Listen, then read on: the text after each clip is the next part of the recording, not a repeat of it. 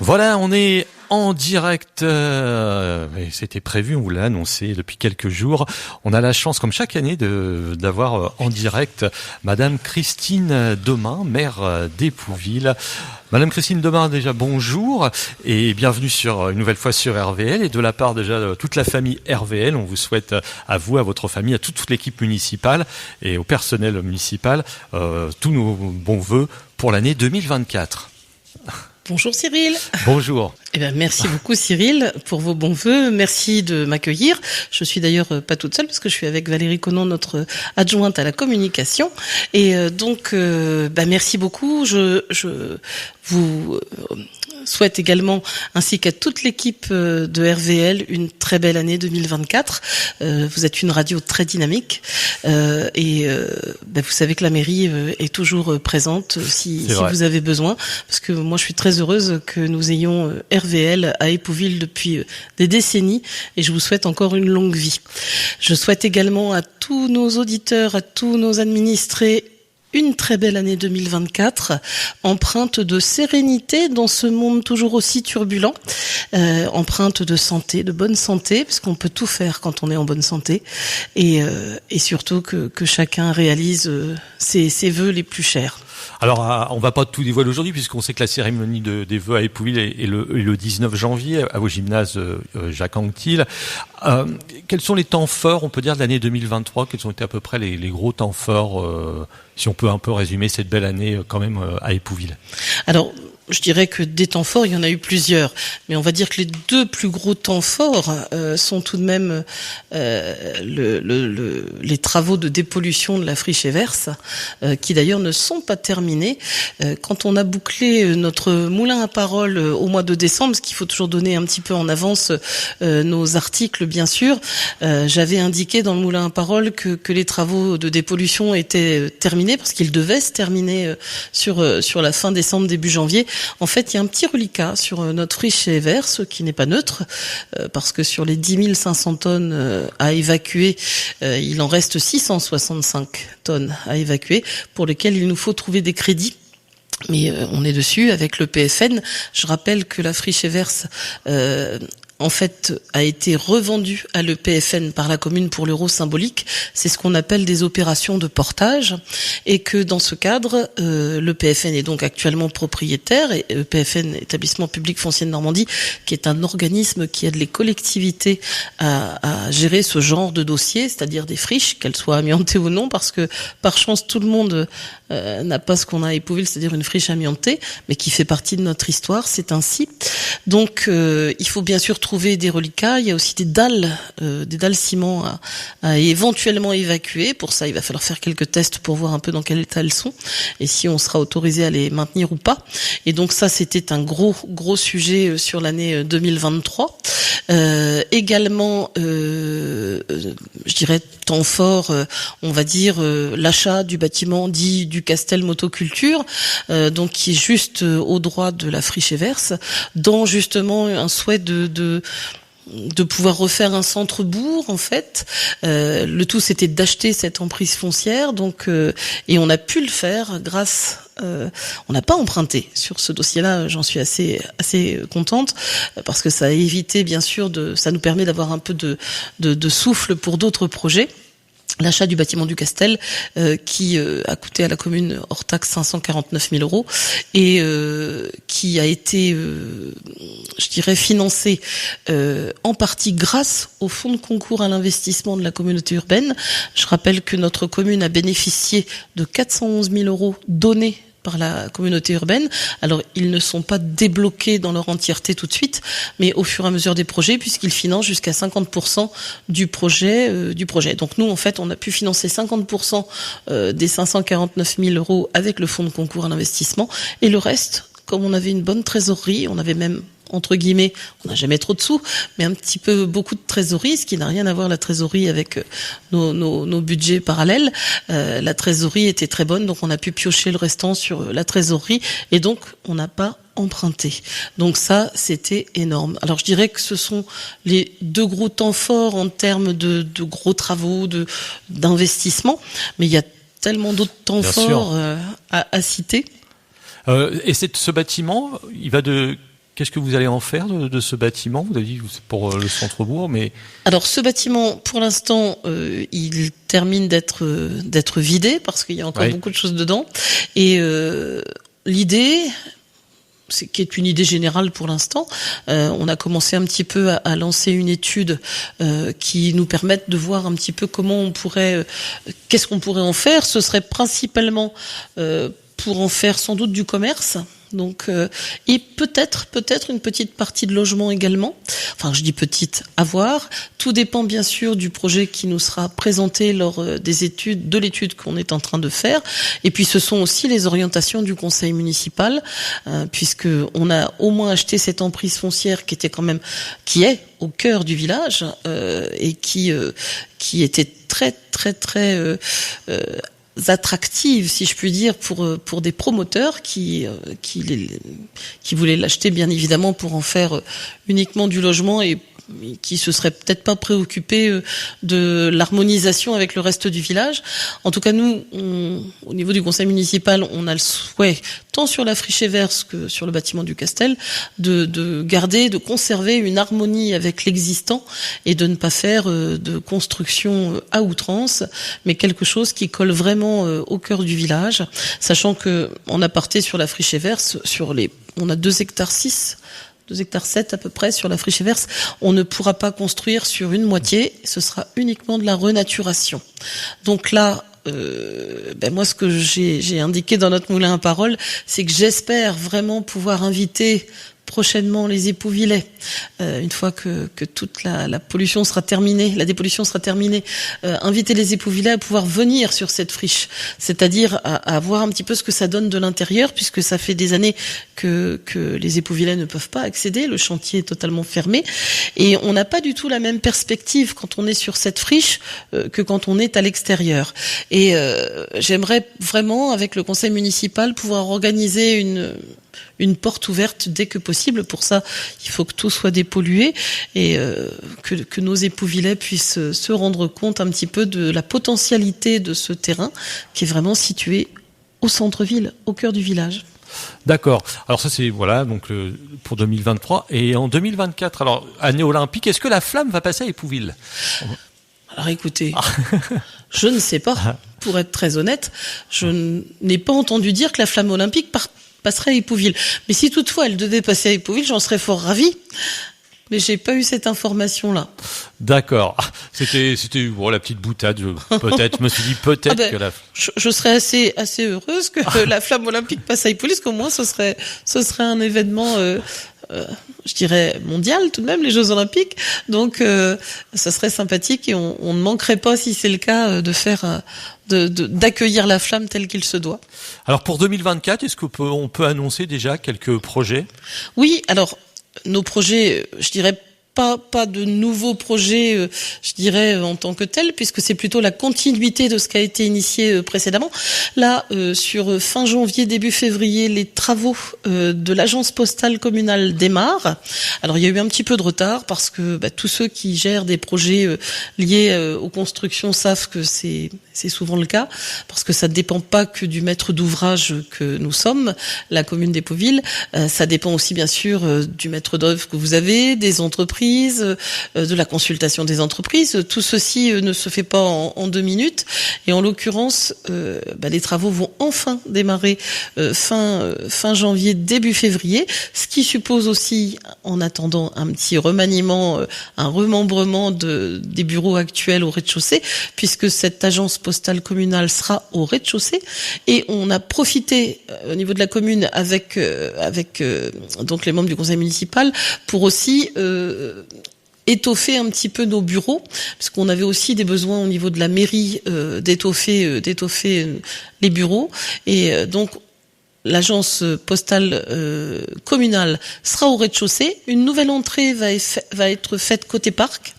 Donc, et puis au rez-de-chaussée se situe l'accueil, se situe l'urbanisme, se situe l'état civil, et nous avons derrière la salle du conseil municipal qui restera là où elle est, la salle des mariages, sachant que le conseil municipal désormais on l'a parce que c'était un petit peu étroit, on l'a déplacé sur la salle Arsène Lupin.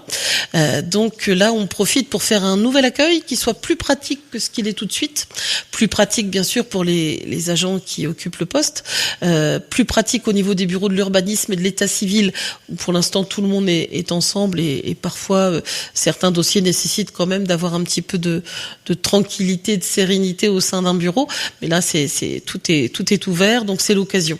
Et puis agence communale, postale communale, ça veut dire aussi redonner aussi un lieu de vie à la mairie. Donc encore une fois, quand la Poste m'a annoncé ça, je venais juste d'être élue, je me suis franchement pas posé de questions, je me suis dit qu'on n'avait pas le choix. De toute façon, ça servait à rien d'avoir des regrets que la Poste ferme et de se lamenter, il fallait avancer. Et avancer, ça veut dire prendre la décision de devenir agence postale communale pour continuer un service auprès de notre population. C'est indispensable, les services de la Poste, surtout avec le développement du colis. Et même si on dit que les timbres et les lettres circulent moins qu'avant avec la numérisation et avec la dématérialisation, mais néanmoins, on a énormément besoin des services de la Poste. On peut le voir à Épouville, notamment le samedi matin, puisqu'on essaiera de maintenir en fait une ouverture. On pense essentiellement le matin sur 6 jours, si on peut le faire, c'est-à-dire du lundi au samedi. On n'a pas encore déterminé les choses, mais il s'agit vraiment d'offrir un lieu de vie à la mairie quelque part et à cette agence postale communale pour que ce soit à la fois les services de la mairie et les services de la Poste. Alors ça c'est une bonne nouvelle aussi pour les Épouvillais. Oui. Alors d'autres projets, d'autres choses pour l'année 2024 ? Alors pour 2024, ça va surtout, bien sûr, cette agence postale communale, continuer bien sûr, finaliser la dépollution de la friche Everse. Si on peut tout boucler sur 2024, ce sera idéal.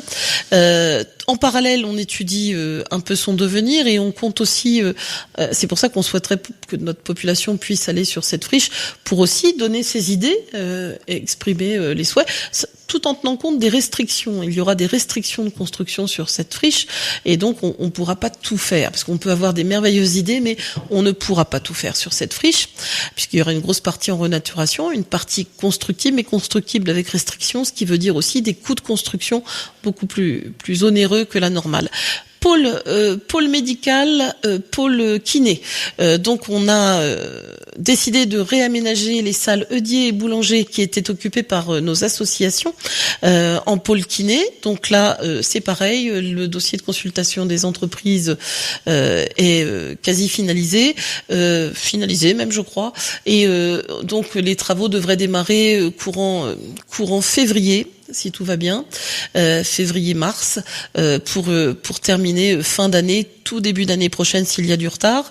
Donc ça veut dire que les kinésithérapeutes qui sont actuellement sur le pôle médical connu de tous les Épouvillais vont se transposer sur les salles Eudier et Boulanger qui deviendront un pôle kiné. Et nous allons remembrer ce qu'occupaient les kinés sur le pôle 1, si je puis dire. J'ai nommé pôle 1, pôle 2 pour un petit peu se situer, pour installer nos médecins qui actuellement sont en bungalow pour les 2 derniers médecins arrivés, qui sont le docteur Valin et le docteur Dragovtev. Alors la commune a décidé de mettre à disposition des bungalows à nos médecins qui bien sûr payent un loyer, mais en l'occurrence c'était surtout pour conserver les médecins sur la commune. Et on a la chance à Épouville d'avoir 4 médecins. Et en l'occurrence, on va remembrer le pôle actuel médical pour pouvoir intégrer ces 2 médecins avec les 2 autres médecins généralistes sur le pôle et donc ça suppose un petit réaménagement, mais un petit réaménagement il faut bouger des cloisons, il faut réaménager les choses.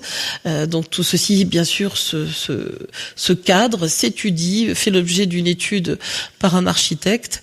Et en l'occurrence, l'idée, c'est de pouvoir mettre bien à l'abri nos médecins. Et puis la commune donc ça, c'est très important parce que sur l'aspect médical des choses, je pense que nos Épouvillais sont enfin nous tous, on est en attente d'avoir des services médicaux dignes de ce nom et puis accessibles.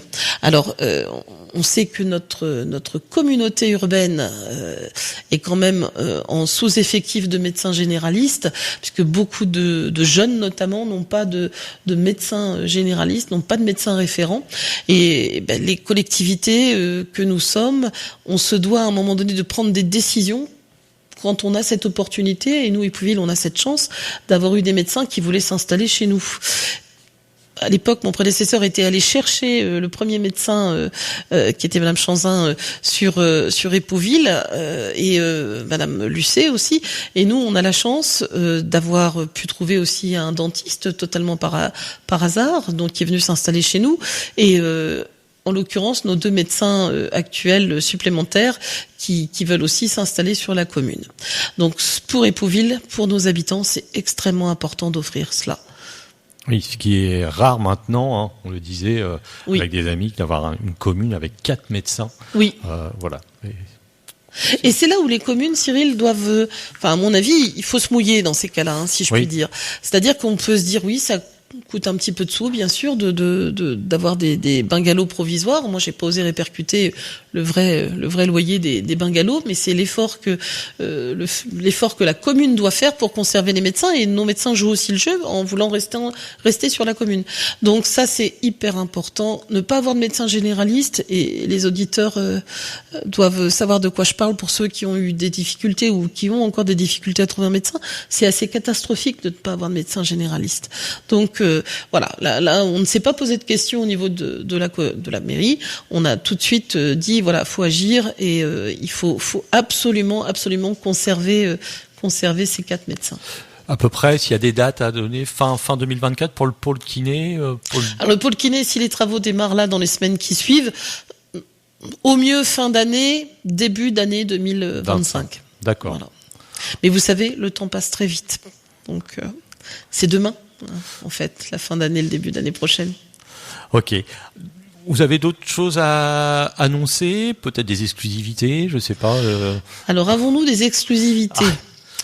Pas vraiment d'exclusivité en tant que telle. Tout ce qu'on peut dire, c'est qu'on essaie de développer avec nos collègues aussi au niveau communication beaucoup de choses. Notamment cet été, on a initié un bal marché qui a très bien fonctionné, qui malheureusement a été stoppé par un fort orage. Bien. Mais en tout cas, ça a attiré beaucoup de monde cet été sur la place du marché. Et là, notre collègue en charge de la communication, Valérie, a initié le café marché. Alors c'est un démarrage un peu timide, mais c'est normal parce que à chaque fois il fait vraiment pas beau, et la dernière fois qu'on a fait le café marché, c'était le 23 décembre le matin, il faisait vraiment quasiment une tempête. Donc c'était pas très encourageant peut-être pour les habitants, mais en tout cas c'est une façon d'échanger de manière informelle sur la place du marché. Alors oui, des projets, je vais le dire de manière générale, l'aménagement justement de cette place du marché et du théâtre de verdure attenant, le parc des Saules aussi en projet, je dirais, nature et biodiversité. On a racheté en fait un propriétaire épouvillais qui a bien voulu nous vendre une borne qui nous permette de sécuriser l'accès jusqu'au parc des Saules à pied, puisqu'on ne peut pas s'y garer. Donc, pourquoi en fait le parc des Saules? On a une vision aussi commune avec la friche Evers pour pouvoir relier la friche qui plus tard sera aménagée de la façon dont elle le sera jusqu'au parc des Saules, et de permettre une traversée en fait par la friche Evers jusqu'au parc des Saules au pied du bois du Roule. Donc ça c'est dans les tuyaux, si je puis dire. Au niveau des sports, on essaie avec les cordons de notre bourse qui ne sont pas toujours faciles à ouvrir parce qu'on n'a pas des finances extensibles, mais en l'occurrence on essaie aussi de beaucoup aider le sport parce qu'on a la chance d'avoir des clubs sportifs à Épouville qui fonctionnent bien. On essaie aussi au maximum d'aider nos associations, et je pense que notre tissu associatif est bien conscient des efforts que fournit la mairie sur le sujet.